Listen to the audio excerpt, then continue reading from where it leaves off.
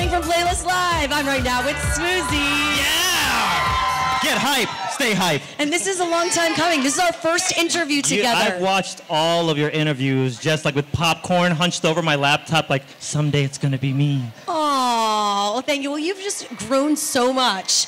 I had like 2 years. 600,000 or 700,000 last year playlist, and now it's like 2 million. What?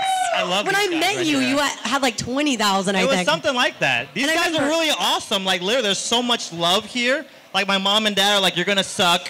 Like, nothing's going to happen with YouTube. And then these guys are like, no, mom and dad, we're going to blow them up. We're going to blow you up and prove you wrong. So I remember I met you the first Playlist Live, I think. The first ever. And it was like a small group, and now it's so much bigger. I love this. Like, any excuse to like get out of the house is a good one first. But then Playlist Live, man, these guys kill it. I'm so happy it's in Orlando. Are you alone a lot? Do you stay home alone a lot? Well, I turn down a lot of opportunities to hang out with friends because I'm editing so much. But I mean, at any time I can pick up the phone and like, hey, let's do something. And you know, that's the life of a YouTuber. We edit non-stop. I know, it's a lot of work. People realize it's fun, but I mean, it's a lot of work, and it's a lot of being alone. Correct. Well, the thing is, too, like even with these guys, when they leave comments and stuff, they're like a blue name on the screen. But when you come here to Play Us Live, like they're living, breathing, like people. They're humans. And like a guy came up to me last night crying, like a male. I didn't know how to deal with that. So it's just like when you're on YouTube and you're uploading videos, you don't really see that. But when you come to events like this Playlist Live VidCon, like, and you see a 13-year-old boy crying because of your videos, like that's a whole nother level right there. What do you do? How do you react to that? I'm like, don't cry, because then I'll cry, and then we're all going to be crying. I'm not a pretty crier. I get really ugly when I cry. There's so much love out there. There's so much. The feels. We have all of the feels. All up in here, the chesticle area. I'm feeling it. My name's Alani, and I'm from Ocala. Hello. I want to know what animating software you use. Simple stuff. I don't like to bootleg. I don't like to pirate stuff. Like at the time, I couldn't afford Photoshop.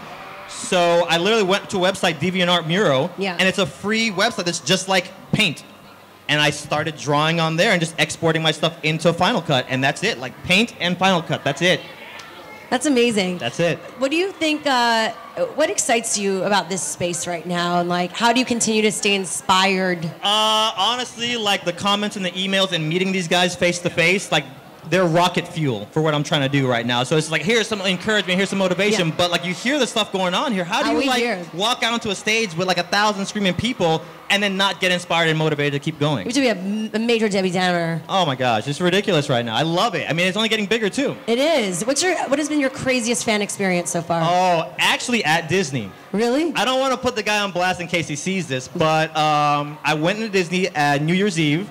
And this guy was literally following me around. Like, we see him creeping in the shadows with my friends. And I'm like, I'm going to stop and see what this guy wants. I'm like, what's up, bro? He's like, I just want a picture, but I'm too scared to say anything. Took the picture, went on with life. 30 minutes later, they're like, yo, that dude's still following us. It's like, it hasn't ended. So I was like, bro, what's going on? He's like, well, my friend wants to meet you too, but he's on the other side of the park. Friend caught up, took the picture, everything's la-di-da. 30 minutes later, guess who we see? He's in like the shadows still creeping, so we literally have to pull some like Mission Impossible maneuvers to lose the guy. So I don't get followed like that. What do you do in that circumstance? Couldn't you just go up to him and be like, dude, it's New Year's Eve, it's like, this is my own time, like I did it, I think you're awesome, but just... I don't want to give him that negative kind of interaction, so we just, you know, play like a cat and mouse kind of thing. It was a little bit more exciting that way. But I mean, the same thing too, it's like people see me at Walgreens and they'll like literally stop and they'll get that look but not say anything. So I tweet all the time, like, guys, if you see me, say something or else it's going to be awkward.